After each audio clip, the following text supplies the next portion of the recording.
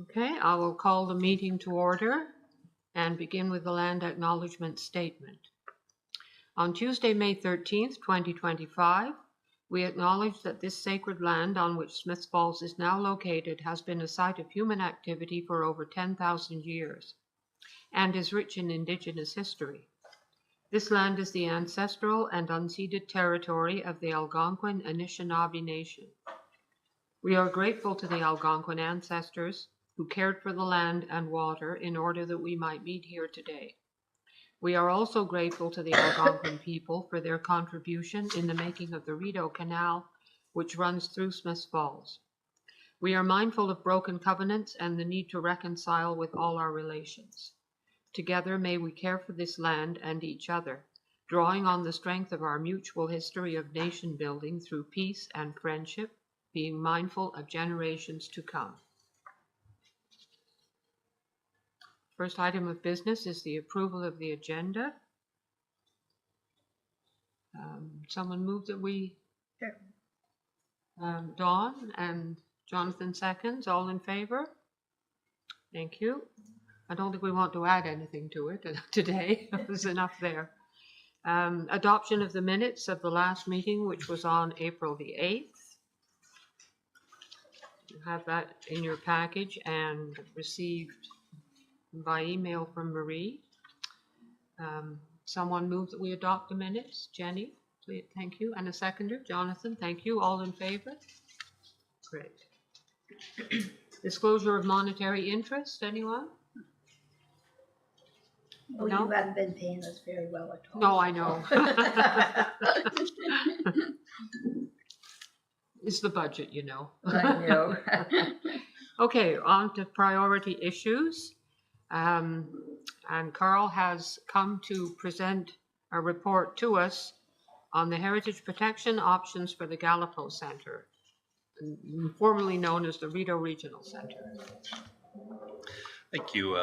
Thank you, Dorothy. Good afternoon. Nice to see everyone again this afternoon. So I'm presenting briefly on the Gallipo Center. So I think as you'll recall, there is a heritage easement that's been put in place as a condition of the sale. That's an easement between the Ontario Heritage Trust and the owners of the property that sort of governs the development, identifies and conserves certain heritage resources on the property. So the town has no part in that. This is under a part of under a section of the Heritage Act that is that strictly that relates to the duties and obligations of the Ontario Heritage Trust.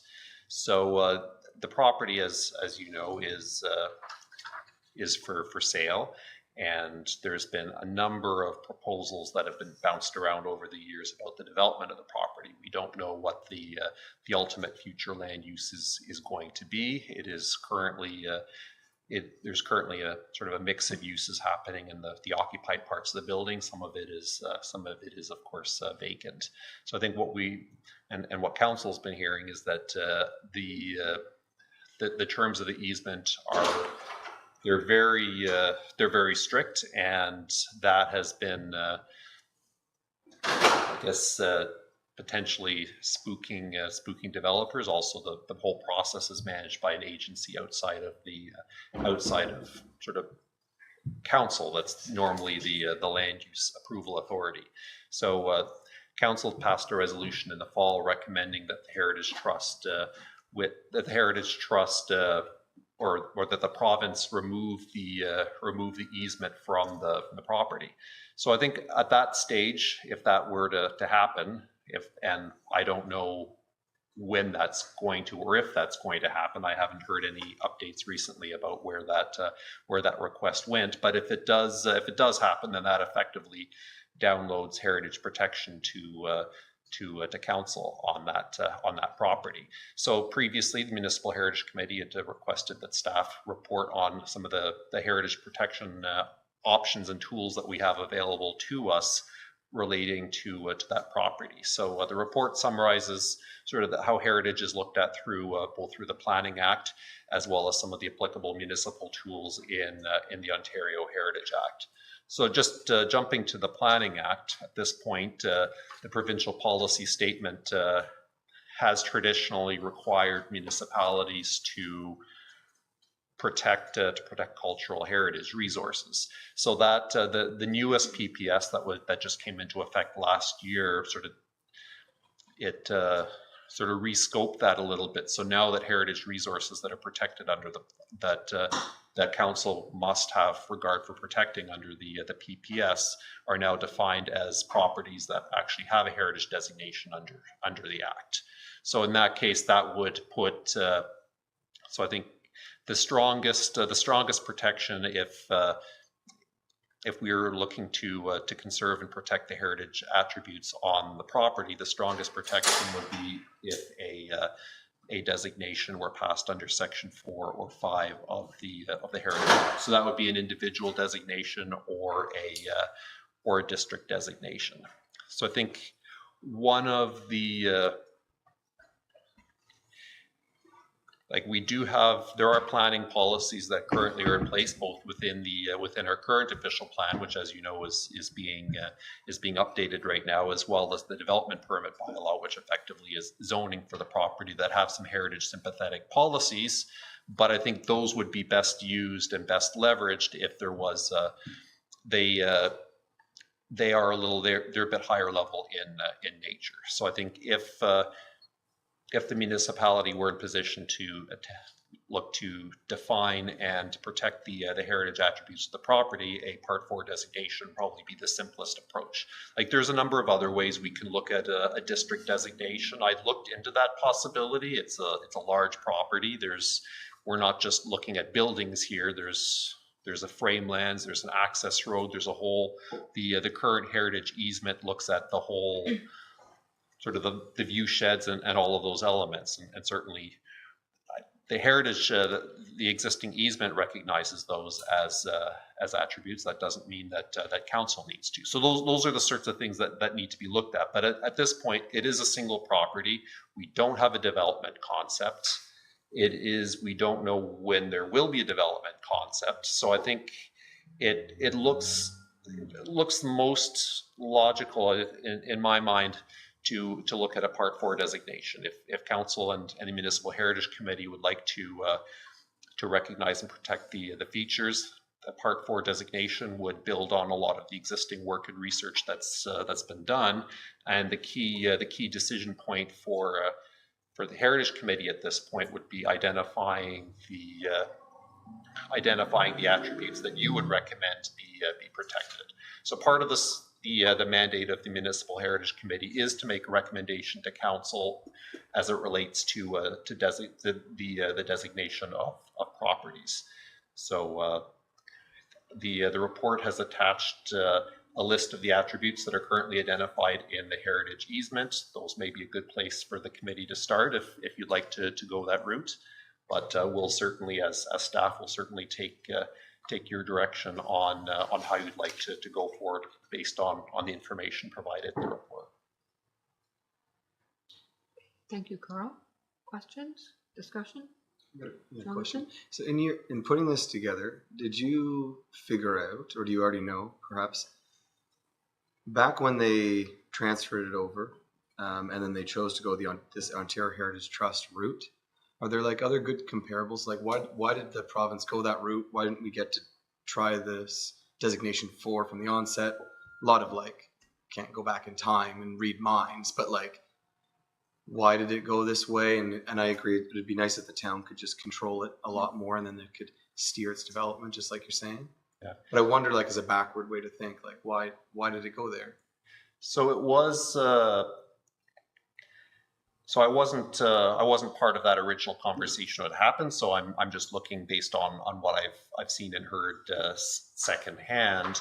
But as the property was identified by the province at that time as containing heritage resources and provincial heritage property, and that was a condition of their sale, they felt that would be the best way to control development in the longer term there, because there was the province that identified a particular interest on that. Which is provincially significant. That's right.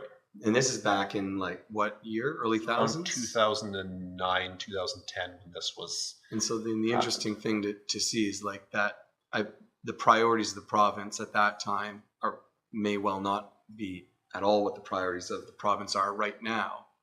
And does that help our case in adjusting this designation?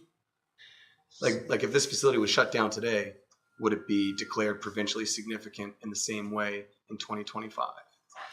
That's a good question, and I think part of that just involves balancing, I guess, the different things that the province is looking at, and as you know, they're very keen on supporting development, supporting housing, that sort of thing. So they may rebalance those priorities differently. It's hard to say how they would, if they would treat it exactly the same way now, if this were before them today versus earlier. But at the end of the day, the province made a decision based on the provisions that were in the Heritage Act. So they'll, I guess, be in that position to reverse that decision if that's what they want to do. Yeah, and I think that in light of reconciliation, and in light of new ways that we're looking at how we worked with folks in the past, there's different ways that we can remember places like the Rideau Regional Center, and that's pretty significant too, because there's a lot of folks that don't remember it that well, and some folks that do. And so I think that's a very interesting way if the town could control that a little bit better. There's the associative element, the commemorative element, as well as the architectural element. Those are all items that there's a variety of opinions on how that's best commemorated. It's a fascinating conversation. Well, thanks. Yeah. The easement is still in place. Yes. Right, and we don't know when that's going to be lifted. I don't know when that's going to be lifted. I haven't been party to any of the conversations. I haven't heard any updates recently. So we cannot do anything until it's lifted? We can. So we can pass the designation bylaw at any time. So I think in my mind, it wouldn't necessarily be a best practice to have a municipal designation and a heritage easement both in place at the same time. But it takes time just because there is that potential for conflict. But I think if there was an expectation or a possibility that the heritage easement might be lifted at some point in the near future, it would. I think that this gives us the opportunity to consider a municipal protection if we wanted to. So we should be ready, in other words. We should be ready for it. I don't see there being a whole lot of downside to being ready for it. So I think the concern can be, of course, is if the easement is lifted, then absent something else being in place, there is the potential that a demolition can happen very quickly. And now we can pass a resolution, or council can pass a resolution listing the property as a property of interest, gives us a couple of years to organize a bylaw. And that's something that we can do very quickly if we wanted to. There's less appeal rights for if we were to go that route. So that could be an interim step if there really was a concern that there was an immediate threat of demolition. Jenny? Question for Carl. Perhaps the work that's been done out there has been, there's people living out there now. The work that's been done, was it outside of what the easement includes? How has there been work and renovations happen in the last couple of years? So the easement covers design and construction, especially construction that changes the appearance of the building and some of the layouts. So most of the work, if not all of the work that's been done over the previous few years, has been within the existing structure, so it wouldn't bump up against the easement. So the easement doesn't prohibit development altogether. It just manages it so that it maintains and protects the features and the attributes that have been identified through the provincial work as being significant. But development that aligns with that and is consistent with that would not be prohibited. And the municipality doesn't. We also don't enforce that. That's a contract between the Heritage Trust and the Heritage Trust and the property owner. So if they were to do something, and again, this is just hypothetically, if they were to demolish a property, if they were to demolish a building on that site that was protected by the easement, certainly there's a permit issue that we'd have to deal with, but ultimately it would be a contractual issue between them and the Heritage Trust. Class? Sorry, but enlighten me again. What does the easement cover again? Sorry, I know you've told me before, but I have forgotten, Carl. So the easement covers is an agreement that identifies dozens of landscape and architectural attributes associated with the property that have architectural merit, have associative merit, landscape value, all of those, and provides direction for development, that if it bumps up against any of those protected elements, then they would need approval and negotiation of the Heritage Trust. So through that easement, what can a developer do then? They can do interior work, they can do exterior work, including constructing new buildings, so long as they aligned with the location and design and I don't have the easement and the whole easement agreement in front of me. I can certainly pull that and speak in more specific terms if need be, but they can construct buildings that are located, designed, and sort of fit within the scope of what the easement allows.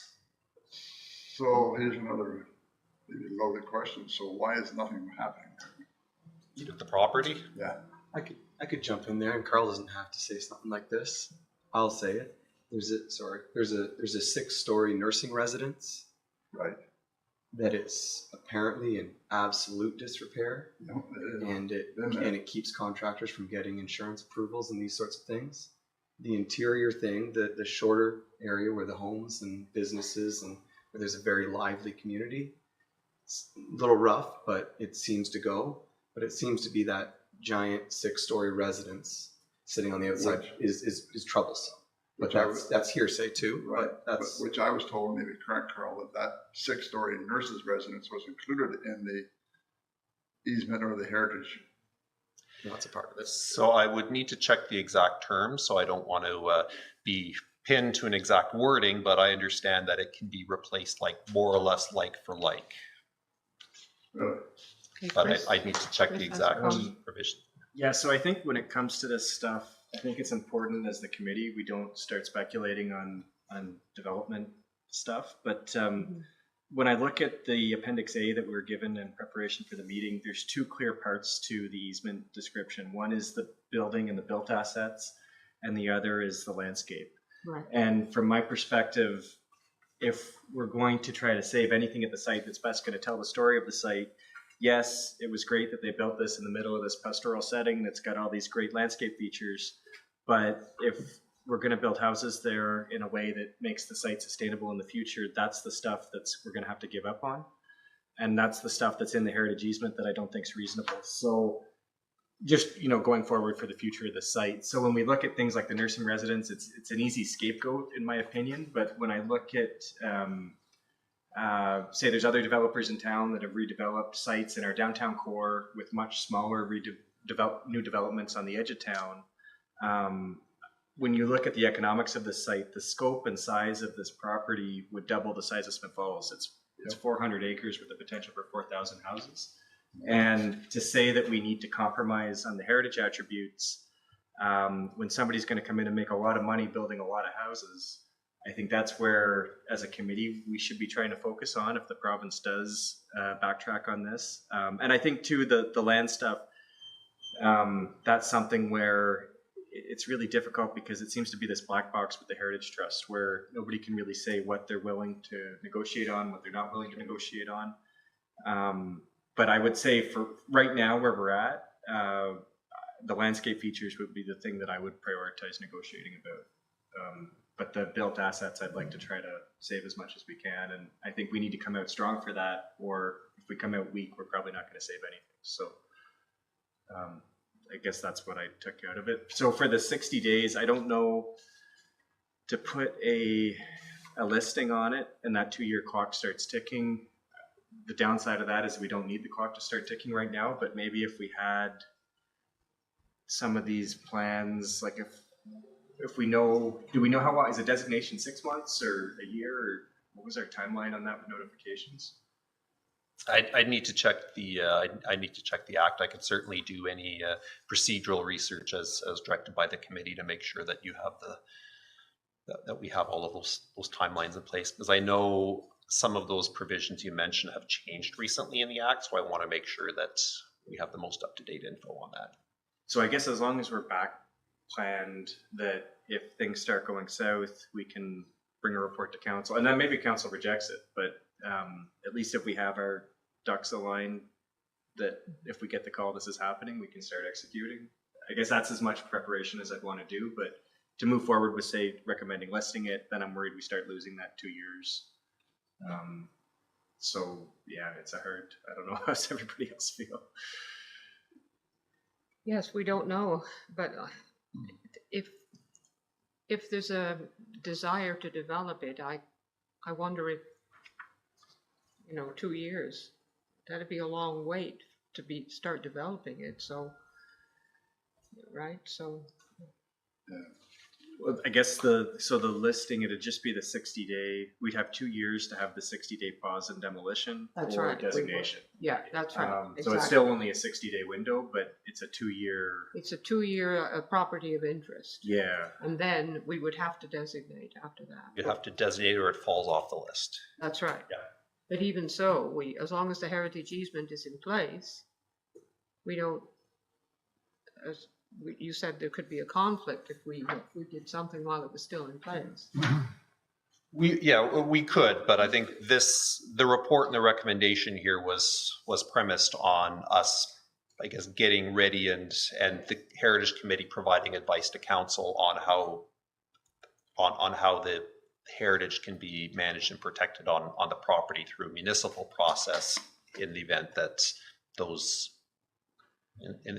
that's effectively downloaded to council. So we need to take a close look at these heritage character defining features that you've given us in the appendix here, and start considering which ones we would include in a bylaw as the key heritage attributes, right? So we need to continue to do this work. We're not going to sort anything out today, are we? The nice thing for the research that wouldn't be involved in a Part 4 designation, a lot of that's already been done. That's right. So it'd be a little bit easier to template a bylaw compared to if you're starting on a property that didn't have that. One thing I was wondering, Carl, in the Schedule B2 we got, there's nothing about, maybe I'm missing it, but is the nurse's residence listed in any of these? It doesn't seem points? to. Because that was surprising. It doesn't to me. seem to be, does it? I skimmed through it and I didn't see it. No. Yeah, That's what I was looking because it's for. always used as a scapegoat, but I don't even see it listed here. And if it's something that, just why it wouldn't be listed, or what, or if there's another section that It's not what they call the medical or clinical building, is it? It's not H-shaped plan with 4 flanking wings. That's No. not No, it. that's not it, That's no. in the middle of the new building. So I didn't attach, I didn't attach the entire easement, I just attached a list of the pieces. So I can certainly research the rest of the easement to see how and where the nurse's residence is So, accomplished. Ruth, you're saying we're supposed to go through all these Well, classifications and make our opinion on them? not at present, but we have the information here. We certainly need to start thinking about it. Subcommittee. Subcommittee, yes, subcommittee, that's a good idea, the That's a lot, subcommittee. there's a lot in here. Yeah, yeah. What do you do in your spare time? read reports from meetings. Yeah, I'm trying to plan. So yeah, maybe like there's not a ton. It's not like it's a 500-page document, and I think I've got a pretty clear idea in my head of, for me, like the buildings versus the landscape stuff. So what if we reviewed the easement for our next meeting, and if we came prepared, kind of these are the things that we think are important. I feel like it's not that nuanced that. Because even in like gymnasium here, we've got single open undivided space, rectangular windows, brown brick walls, bleachers. Like, well, bleachers, I guess they're built into the space because it's been 10 years plus since I've been in there, but They are. But it's probably important to note too that it's increasingly falling into disrepair as we speak. And like the asset is losing value every day because when it rains, it goes right through the roof. And I was in there a lot on the weekend because there's Designating it won't stop that. no, but something needs to start to get done though because it's just getting worse. It's just getting worse. Contractors are sitting there waiting for somebody to make up their mind. Well, I guess, as I say, but as Chris says, who knows if that's hearsay, as you say, right? Not so much. No? So yes, okay, let's do what Chris suggested, and we will discuss this again at our next meeting. Okay. Is that okay with everybody? Yep. Thank you very much, Carl. I'll look just for your direction, Dorothy. What would you like to? I'm happy to come back with a report. Is there what would you like me to come back with? Maybe just if we can get a copy of the easement this week, and then maybe a reminder with the minutes and the agenda for the next meeting that make sure we've done our homework. Yeah. And then if everybody's prepared to, hopefully 90% of it we can get through and we're on the same page. And if there's May the 7th, some of us went to the Railway Museum and took a stab at filling out the criteria checklist. And I think, Marie, you have some notes, do you, from? Did. I made note that we felt most of this form was quite usable. There's a little bit of tidying up I have to do on it. Maybe adding in some additional definitions to the guidebook that we used as a basis to help us identify some of the features. And then I also found this from Carl. It's a outline of a building that shows what the different parts, what a cornice is and a lintel, all that. So I'm going to add that as well as increase some of the definitions used in the form so that if it's on the form, you can find a definition for it and then you have some diagrams to refer to. We did find it was a rather complex property for a practice run. Yeah. Wasn't it? The hardest one. You go to a square house next time. Yeah. Yes, we said there are sills and lintels. Well, they were there, but are they heritage? One would assume so. Is this a spire or is it not? Yeah, right. If it was replaced with aluminum flashing, would it take away from the experience? Yes, I guess it would. Yeah, and some of the things we just Yeah. looking in the glossary, we didn't really know what they were, even with the explanations that were there. I liked the catchphrase everybody used. All buildings on the property are now designated. Yes. Yeah. But it was a worthwhile exercise. It was. So, yeah. So do you feel that the checklist is going to work for us? I think so. We'll give it a whirl. I'll add in that stuff I just talked about and circulate it at the next meeting, and then you'll have your guidebooks ready to go. Okay, good. Thank you. And now you have put here assigned property leads. Are we ready to do that today? I don't know. I just put it down there as one of the next steps in our work plan. That's who's going to take on which property of interest in order to prepare a report and do the checklist and propose whether or not we think it should be designated. I'm not sure we're ready to do that today. Okay. But for the next meeting, when we're going to have the Heritage Act and designation training, do we know how much time that will involve? 1 hour. 1 hour. So please take a good look at the properties of interest list and which ones you think you would like to take the lead on, and we can assign, or you can choose them at the next meeting. I think that would be. And we do have some information already researched, so you're not starting from scratch necessarily.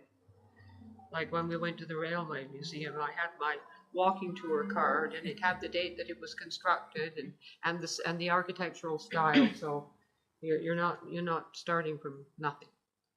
Did you want to say something, Klaus? Yeah, so we would be given a certain piece of property to. Well, yeah. Well, we'll choose. Oh. I mean, maybe you'll say, I'd like to do this property. Yeah, because there is a particular For example, if you already know the property owners and you have a relationship with them, then perhaps you might want to choose that one because, Yeah. you know, you may be more comfortable meeting with them than with, or they'd be more comfortable meeting with someone that they already know. So, Yeah, 'cause there's a couple of properties. yeah, I'd be interested in. so let's all just take a look at the list and see which ones we might like to take on. We should look at. And you'll do that for the next meeting, is that right, Chair? Yes. We'll have Andrew Jean's presentation first and then, so that's good that we have him coming to I've got to mine talk here, to it's us highlighted. about that right at the time that we're going to be working on it. So thank you for that. Carl, I think you arranged that, did you, the meeting with Andrew Jeans? Yes, thank you very much. Well, I think we're glad to have him. He's a wealth of information, and he's been very helpful every time I've crossed paths with him. So Good. it'll be a great conversation. And he may be doing this for other committees, other municipalities as well, I suppose, because they're in the same boat we are. And thank you to Marie for organizing the logistics of this as well. Thank you. Now, the June staff report for council is the next item on the agenda. I just wanted to bring you up to speed on what it is we're working on for staff reports to go to council as part of our work plan for the designation process, as well as some direction we've received here. So in June, planning to go to council to talk about the work plan and whether or not council thinks we're proceeding in the right direction regarding obtaining the property owners' approval before we proceed with formal designation. Anything you want to add to that, Carl? No, and I think just that's exactly it. We certainly want to make sure that that our process and council's expectations are aligned, so that it goes smoothly when we go forward, especially if we are dealing with the possibility of property owner objections. Yeah, so do we want to have a discussion about that now, or what do people think about? I mean, our goal is to persuade the property owners that it's a good idea to have their properties designated. And we've got our pamphlet, and, you know, we're planning to meet with them in person, but in the end, if they say flat out, no, they don't want their property designated, what will we do? I'm wondering if that, it occurred to me, it might be does the timing link up with when we're approaching folks and with when the symposium takes place? And if one were to be apprehensive, so if we did like the first meet and greet and made sure that was before the symposium, maybe not run in there with a full-blown checklist, but if someone is feeling hesitation, then it might be an opportunity to say, come on to this symposium that's being held on this date. We're going to be talking all about residential heritage, and that might help you make your final decision. Do those things have some synergy? Do we think? Yes? Yes. Yes. Yes. Yes, they do. So that's what we will. Then that's Yeah. one thing we could do. Where in our timeline Invite them to the party. does the symposium fall? Schmuck. Typically October, I mean, our timeline for the designation designation. process. So we're looking at just doing a lot of the filling in the form and that sort of work over the summer. There's no direct contact with the property owner yet. That will come in January to March of 2026. Okay, all right, so the symposium will be before I think we that. planned it that way. Do we want to adjust that so that like there is a synergy that way, or is there a way to do that? Is that too complicated? I think it is planned out so that they can come to the symposium after. But just blanket invite everybody, not specifically talking about if you're apprehensive. How do we know? Sorry. As a comment? Yeah, I guess, so for me, the commercial properties versus residential properties are a difference, because a lot of the commercial properties are owned by people that aren't necessarily connected or in the town. for the commercial properties that are not going to be in the HCD, I'd be more interested in, you know, doing the notifications and going through it and see if it's like when we did the properties of interest, if we get no response, I'd say no response is as good as a positive response. But for residential property owners, I think we're going to have to do a lot of relationship building, of demonstrating that we're competent to play a role in the stewardship of their property, and that that trust can be built up, because that seems to be the thing where it breaks down. Yes. And I don't want to turn this into something adversarial, and I think we've got some really good success stories. So I think if we could get some good case studies or a flyer or something of the Rita Hotel and the post office and buildings that have been renovated, that were designated, I think those property owners have a good story to tell.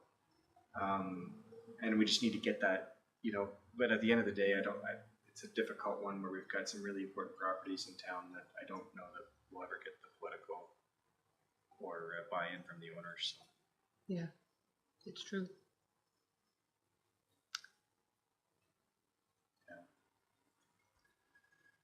When are we approaching people? When does that take place then? When are we starting to just go and say g'day? Top of next year. Top of next year. So, However, the properties we're looking at are already on the municipal register. So, personal invitations to those property owners to the symposium would be appropriate, wouldn't it? maybe even a hand-delivered invitation Yes. might yes, be even more personal and enticing. Yes. Perhaps by someone to whom a property has been split to next week. What's that? Well, whoever is looking after the property was go bring them an invitation. Sure. Mm-hmm. Sure. Or I don't know, does that work? Okay. Door? Yeah. Anyone else want to comment on that? Or I think it's important that we establish a relationship and that we are able to persuade.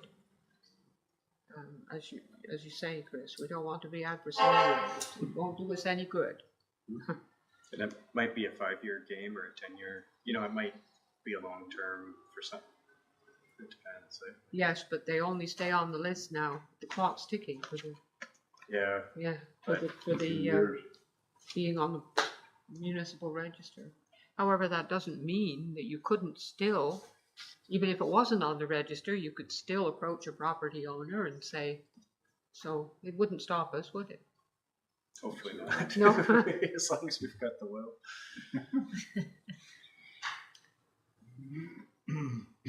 So are we okay with that then, Marie, Yes. with the report to council? Okay. Symposium update then. I'm excited to hear about this. I can speak to it a little bit. The subcommittee met after our last MHC meeting. I think we had a very fruitful conversation. We seem to be ready to go, or getting ready to go. As Jonathan had alluded to, we discussed the theme of residential heritage, and really speaking, hoping to gain an audience of like local people. So we have a lot of very interested planners and professionals that have attended our symposiums in the past, but if we really can draw on the local people, I think that's going to be really impactful. So talking about residential history or heritage, Marie has had a couple of good conversations with a realtor from Toronto, thanks to the connection from Chris. He seems eager to come. I think it's hopefully going to work out. Yes. He has a planning background and is like a heritage property specialist. So that's exciting. I think we've touched base with the professor from Waterloo. I'm not sure if we've had a reply from him yet, but hopefully that might be another possibility for speakers.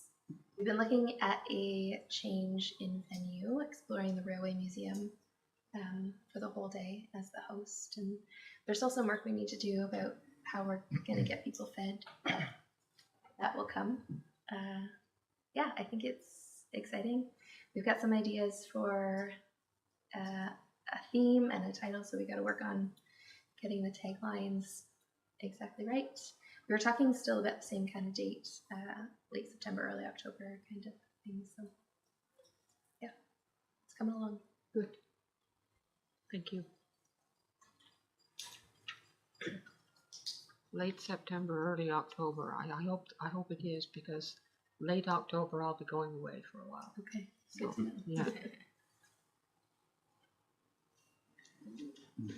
Yeah. Next item on the agenda is the Confederation Bridge pedestal update. Is that you, Marie? Thank you. I just wanted to let everybody know at the last meeting you had asked if we could approach Public Works to see about the possibility that it's in their budget to pay for the pedestal or the plaque to go on the pedestal. We did talk to Public Works, and although they hadn't put money in the budget for the actual pedestal, what they have done is looked at using some of the metal from the existing bridge to make the post or posts, and then we would coordinate and purchase the plaque to be installed on that. They'll put the base in also? Yes. So we'd be looking at one of the enduring types of pedestals, right? Whichever it is you decide to use. Like the engraved metal one. Chris? It's too bad because we just approved a budget increase to the project last week, I think. So we could have added 5,000 on for this stuff, and that would have been it. But yeah, I was wondering because when that came up at the meeting, we talked about reusing the stone on the abutments, and there was a little bit of a pause of whether that was going to happen. We also talked about reusing some of the steel leading up to the abutments, and I'm wondering, is that still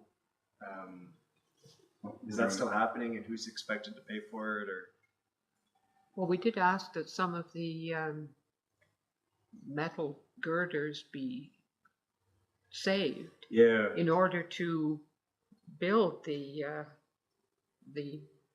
base or for the pedestal. And has that happened? Do we? So my understanding is there. that Of course it hasn't happened. It's still in place, right? is that Public Works is intending to use some of the metal from the bridge. I'm not sure where, but to use that to make the posts for the plaque. We went there and met with them, Public Works, about that, didn't we? And indicated what we thought would be good for that purpose. So we talked about taking some of those metal girders and putting them to the right of the bridge and make some kind of a display. Yeah. On both sides. We discussed both sides. Yeah, we did. We did. Yeah. When is it going to be removed? Do we know? I don't. No. They're just Charles, doing, you have- I mean, they started working on the site. well, they're just doing shoreline excavation for shrubbery and garbage and stuff along the side. That's all they're doing right now. It's a hydro. That's what we could do, but I said no. They had to remove some electrical wiring from underneath the old bridge, right? Yes. And that's been done. it's done. They've done that. Okay. So it's coming out. Yeah. Where did it? Did it go over to the park to provide lighting or something? No, went to, Two posts. the what? Two new temporary hydro poles. Isn't that what they've put up in the park? Is the temporary hydro? Yeah. So maybe we could just get an update of the from Public Works of what the plan is for the reuse or what's being salvaged. Yes. Okay. That would be good. So the bottom line is that we do the pedestal out of our budget. Is that what you're saying, Marie? Well, the other thing is the the plaque bridge. itself. Yes, and you might want to look at asking for a budget increase in order to cover that, and I don't really know what else to suggest there. You may not have to worry about it until next year because the bridge I was reading is October forecast now for completion. So not a great time, not a horrible time to start digging for a post or a plaque, but you might want to wait till next year. Okay. Chris, do you want to see? I think we should keep trying to get it on the bridge project budget because that's a $2 million budget and we have a $5,000 budget. So Right, and we have all the other pedestals to deal with anyway. it's all coming from the same bank account. the end of the day anyways. To be adding on the Confederation Bridge pedestal to our limited budget's a bit unrealistic.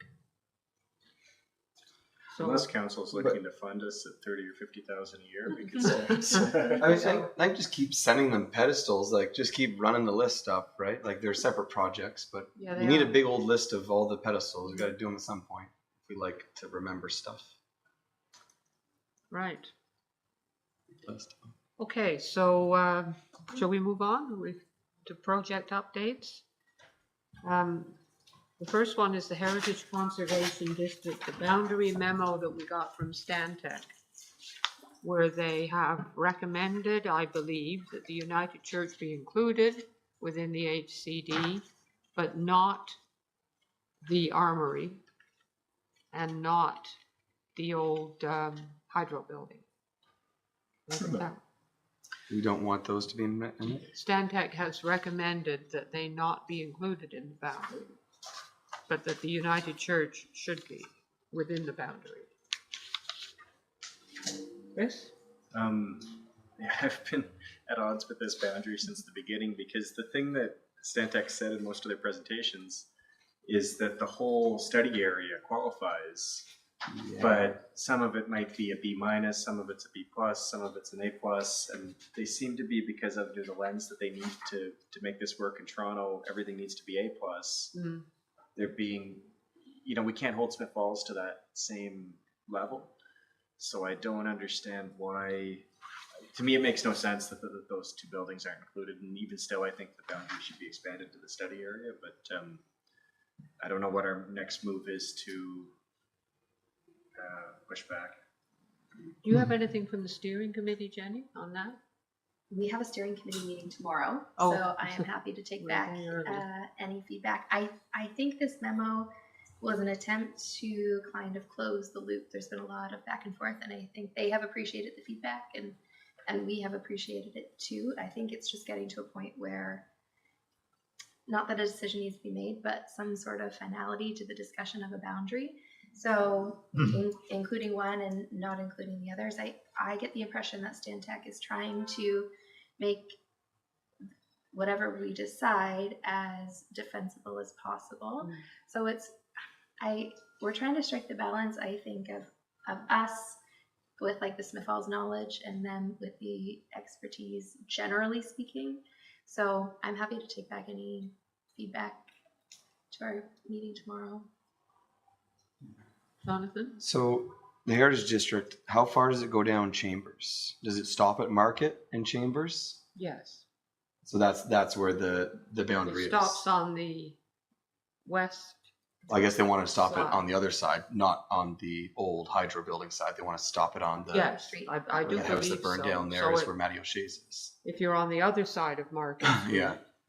it's not within what the current proposed boundary. So- So both of those buildings, properties, are on the east side. Yeah. I mean, when I consider that, it's interesting. So, like, I guess Chambers Street was just taken off, but like that entire Chambers Street, you can go all the way up to the train tracks, and it's all aggressively heritage conservation, right? And so, I guess that's the big discussion: is where do you stop?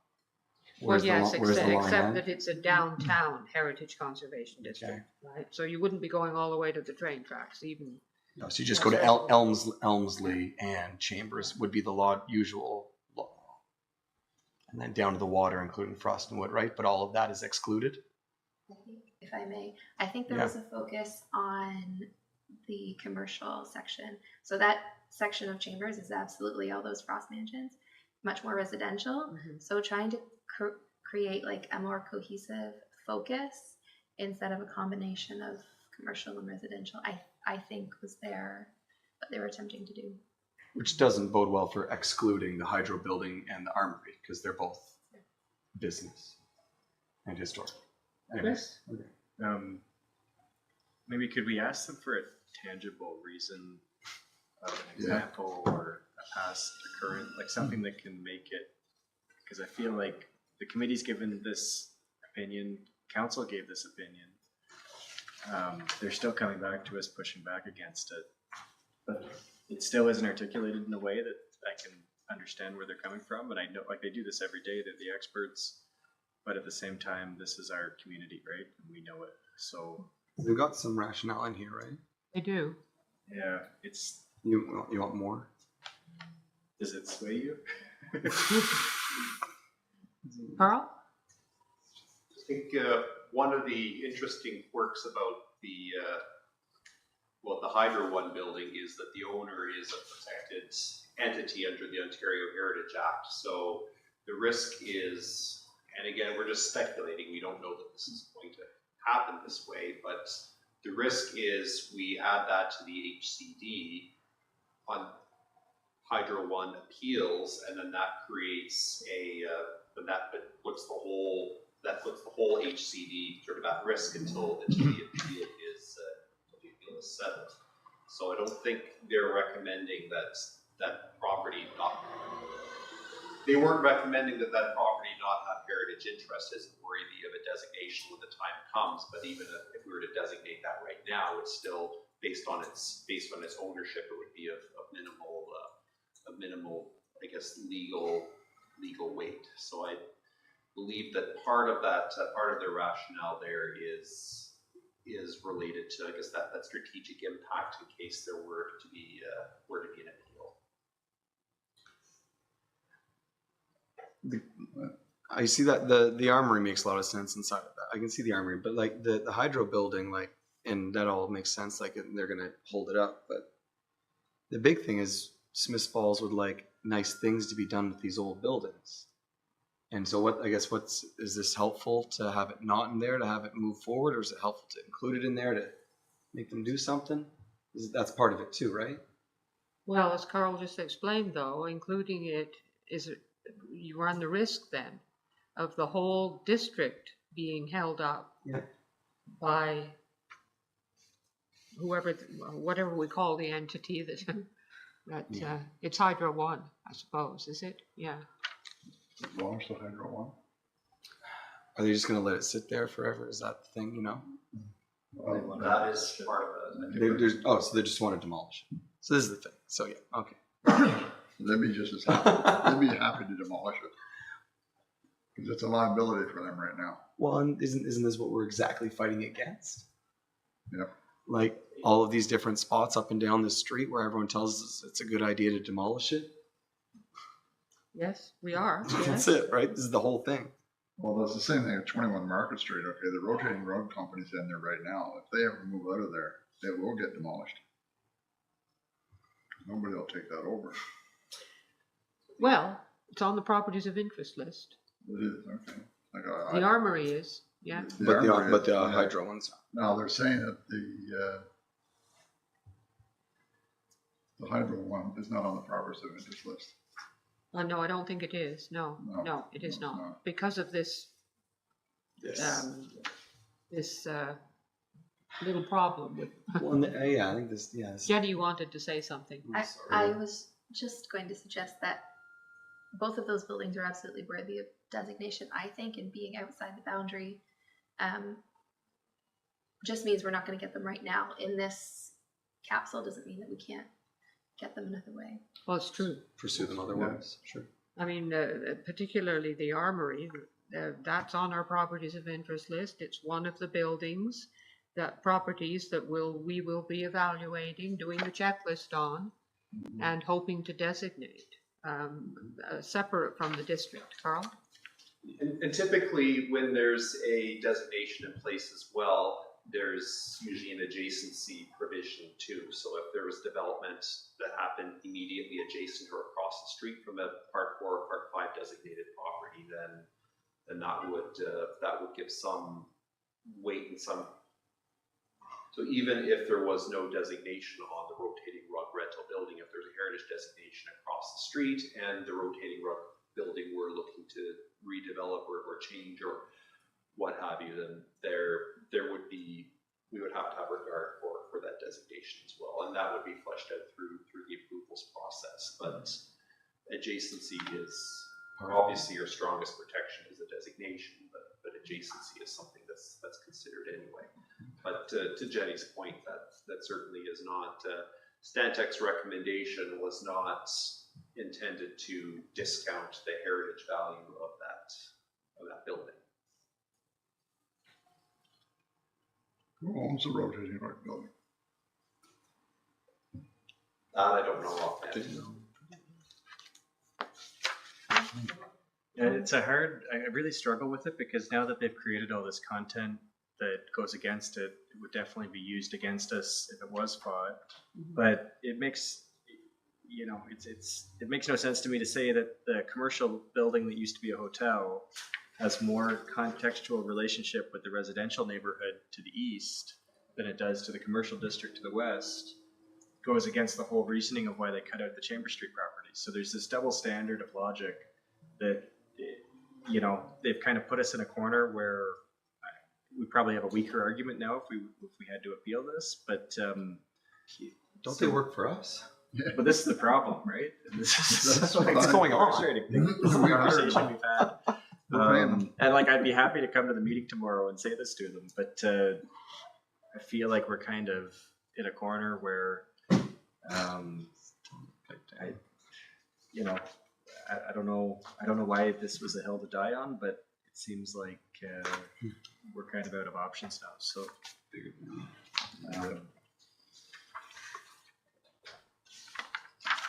Carl? Their Stantec's job is to provide a professional recommendation to council. Council has the bylaw, the heritage designation bylaw is up to council to approve in the condition that council sees fit. So certainly if council, based on the advice of the Municipal Heritage Committee, feels strongly that these properties should be included, then certainly we can convey that information.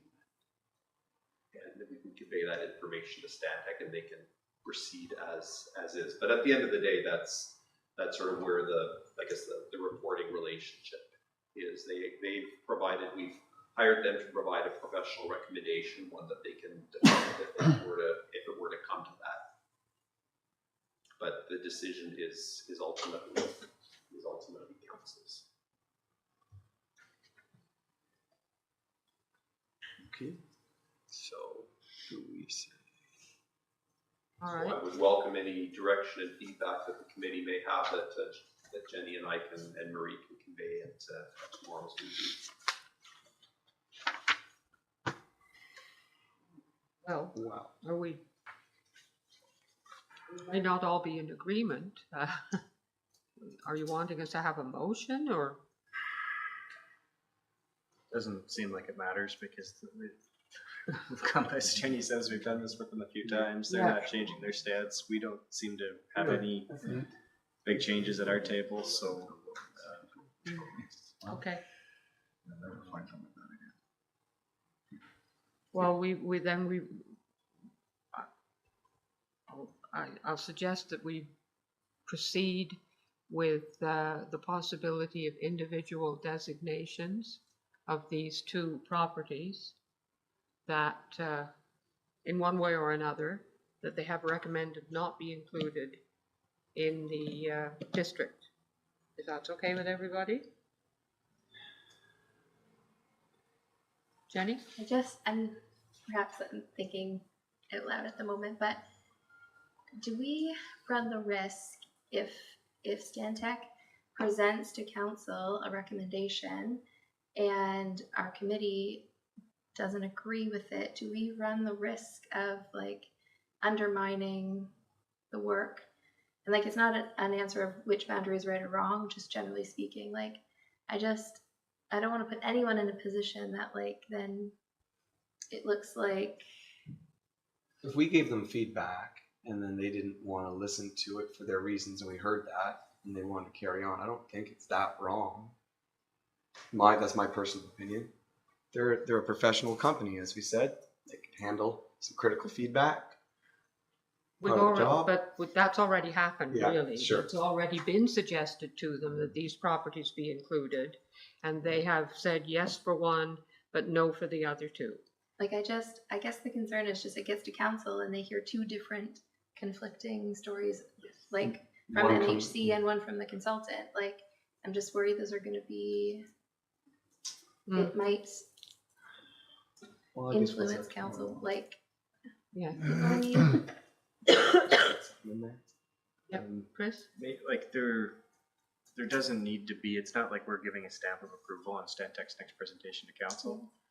So I don't know.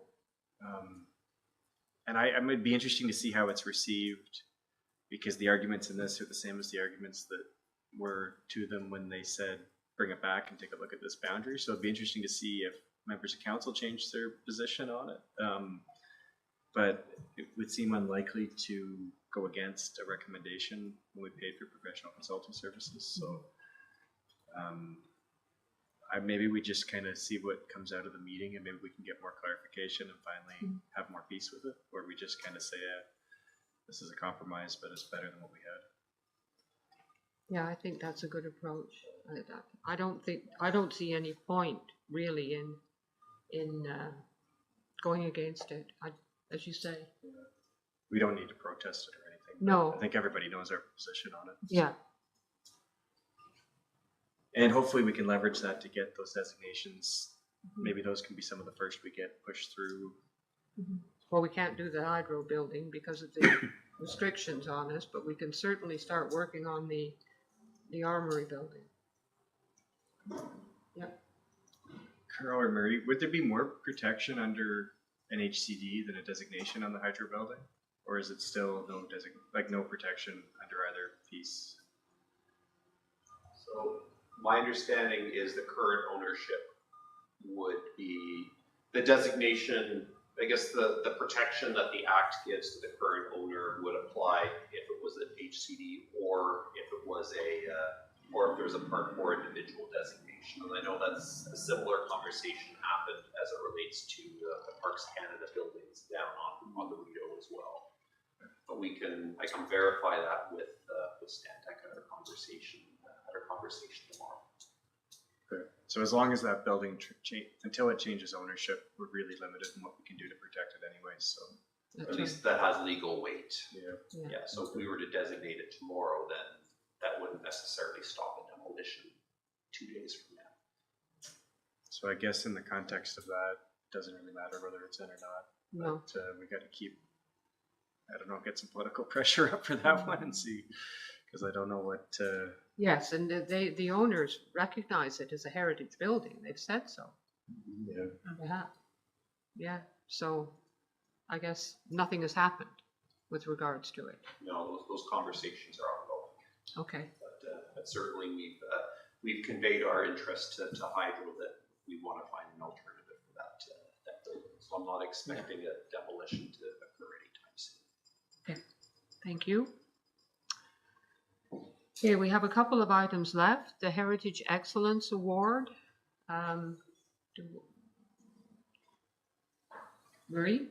I was trying to see if I could find any process for this award, because I understand you used to give something out at the symposium, or you have given something out at the symposium. Just recognition for a great project or letter. I don't know what may have been given, but recognition, just a letter. Certainly recognition. Yeah. Of the old post office was one, and the Hotel Reno was another, where we recognized their efforts and achievements in heritage preservation. Well, I thought if you were interested, we could get some assistance from our summer student in researching what other areas do in terms of awarding heritage excellence, and compile a brief report and see if there's something that interests you in pursuing that. That's something to give us some criteria for, why it is you would offer up that kind of recognition. That's a really good idea. I was wondering just before the meeting if there would be a student and what they might do. So, yeah, good idea. And pedestals. We're on to pedestals now. Inventory of all pedestals and plaques in Smith Falls.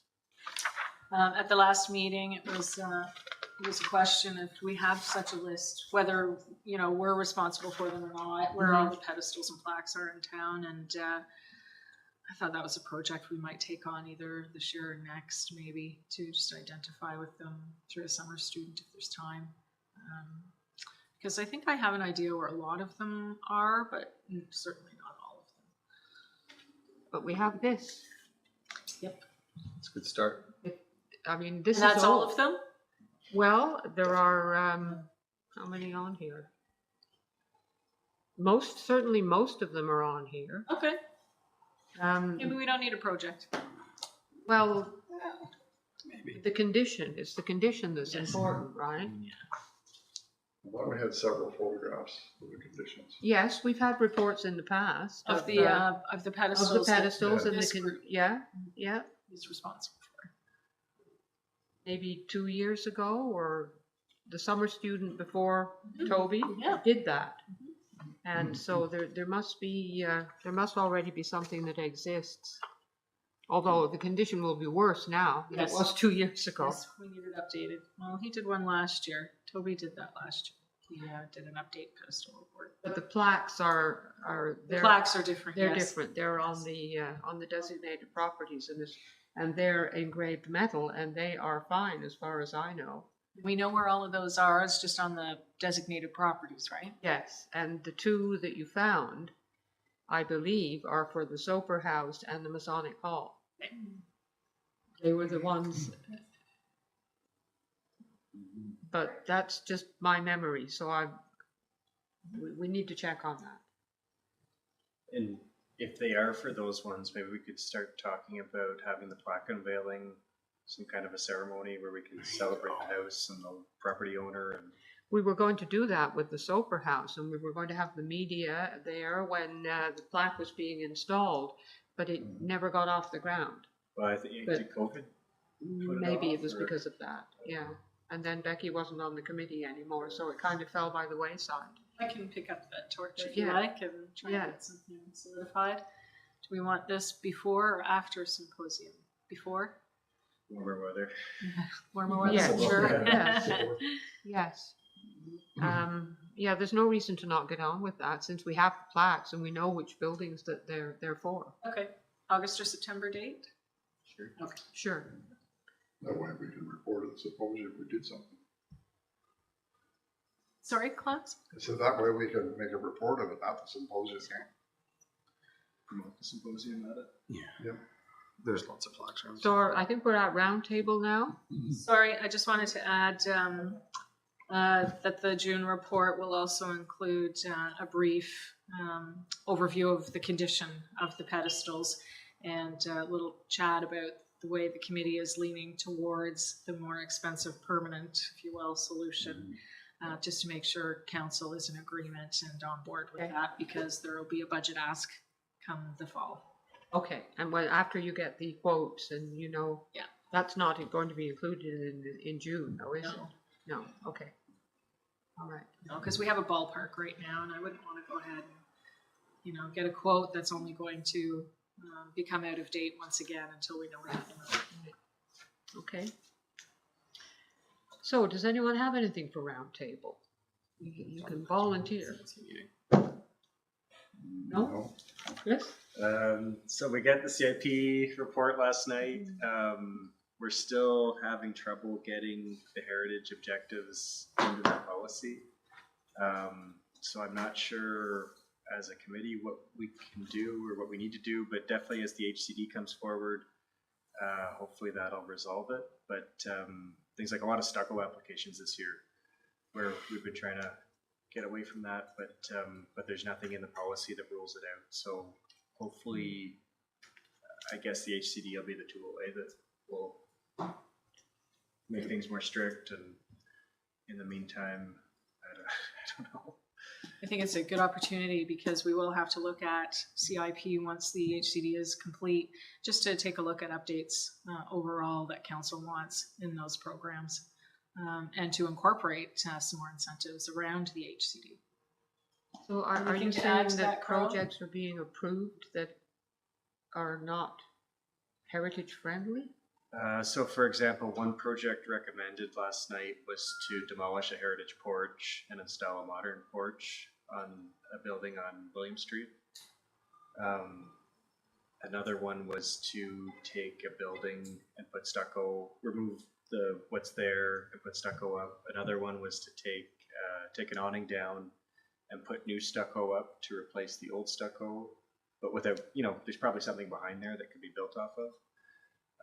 So it's that kind of stuff where it's not meeting our design guidelines. It's not really meeting heritage conservation, heritage attribute guidelines.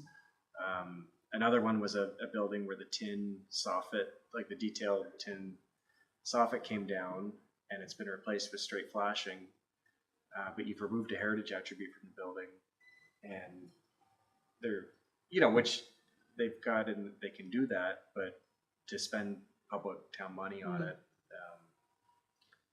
Yeah, yeah, right. it's not meeting our goals as a committee. So just, I guess, to be aware of it and to, I don't know what we can policy-wise hopefully change for next year, but hopefully the HCD stuff's done maybe in time for next year, or yeah. Yeah, I think Marie, so. Marie made an excellent point. I think this gives us an opportunity to sort of align the HCD, and because typically the HCD offers a number of rules, and a best practice is that those rules get accompanied by a carrot that has a customizable output, and it's something that can kind of align the HCD with the CIP. The CIP is a logical place to put that.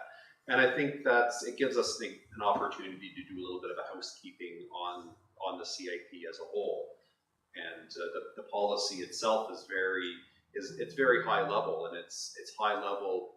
The consultants drafted it as high level to give the municipality a fair bit of leeway to define what's a good application. Is it heritage? Is it safety? Is it all of these elements? Is there some sort of, where do you deal with improvements? Where do you deal with maintenance? Those sorts of things. And the result is you get a different staff, different counselors are looking at things a little bit differently in terms of what's a good application. So one thing that we've also asked our summer student to do to sort of help inform those future conversations is see how other community improvement plans are looking at some of these design elements, and how that can be, and give council some options as to whether we want to potentially codify that in a little bit more detail along with the update. So a CIP can't be amended very quickly. If there's a process that's similar to an official plan amendment that's prescribed by the Planning Act that kind of governs the amendment to a CIP. So it's something that we can amend it, but ideally we're not amending it all the time. So I think that's why we're looking at the HCD as a really great timing to have that look, and ideally I'd love to have that done in time and before a 2026 intake, so that we can have so we can make sure that the CIP aligns with council's exact objectives before we fund it for next year. Chris? So that was the negative part of it. There was a really good positive part of it too. The Big Brothers Big Sisters building on William Street as well wants to take the paint off their brick, which could be a really great case study for, we've got so many buildings that have paint on them that might want to remove them too. The thing is, what they're proposing right now is a sandblasting, which might damage the brick. So I'm kind of putting this out there to members of the committee that maybe would have more time than me this week, but if anybody or knows what a better way to do it would be, because they're open to suggestions, they want to preserve that brick facade. We just don't want them to sandblast it off, take the finish off the brick, and then the brick starts deteriorating. So from some basic Googling, there's some different washes you can put on that can try to take it off, but I haven't found anything that's a real black and white winner. How thick is the stucco? It's just paint. It's just paint. Just paint. They painted the brick. Paint stucco. Yeah. Pressure washer's the best way, but It's brick, is it? Yeah, and I think it's newer brick, which is good. It's not the soft. I think it's a post 1950s brick, I want to say. But it still can be deteriorating so much underneath that paint, so you have to be awful careful taking that paint off. Yeah. Very definitely. Because brick doesn't breathe once it's painted. So hopefully it's a really, we got a real opportunity here. This could be our how to get the paint off brick example for everybody. Yes. But if it's just thin, I think your acid wash is industrial. yeah, Amiric acid. see if that takes it off. Maybe we can test it on a corner for them or something. Because Amiric acid, we use it to clean up interlocking stone. Sorry, interlocking stonework all the time. Okay. But you gotta be careful with using uric acid. It's very dangerous. Which is it, class? Sorry. Uric acid. There's an awful lot of painted brick in this town. There it is. And when it starts to peel off, it looks terrible. Yeah. Way worse than the building would have looked if they had not put the paint on in the first place. You maybe want to find, like, when was the building built? 50s? Yeah. Yeah, very. I'm gonna guess and say early 40s, 50s. Yeah. If it's a soft brick, then you got problems. Hopefully they've looked into that. Could be a very soft brick. Okay, anything else for roundtable? No? All right, next meeting is, oh, it says Today. today, June, Sorry. is it June the 10th, right? Yes, sorry. And a motion to adjourn. Oh, Carl? So just one very quick roundtable item. I think we sort of alluded to it, but I did want to advise and confirm that Toby Stewart, our summer student last year, is back with us again. So Oh, good. he had attended a few of the MHC meetings last Yes. summer, but we're happy to have him back, and he knows the town. He knows he's interested in a lot of what we do, but I think a lot of what he's going to be doing this summer is supporting the Climate Protection Working Group and the Municipal Heritage Committee on the projects that we have. So you will very likely be seeing and hearing from Toby at some point over the next little while. So he's going to, whatever you said the summer student was going to do. Yes, he's going to assist with. Yeah. What was it? Let's see. The Heritage Excellence Award. Right. Right. Okay, that's good. Anything else? Anybody? No? Okay, a motion to adjourn then, please. And a seconder. Chris, all in favor of adjourning? Fine. Thank you very much, I'll everybody. let Tech know we're done.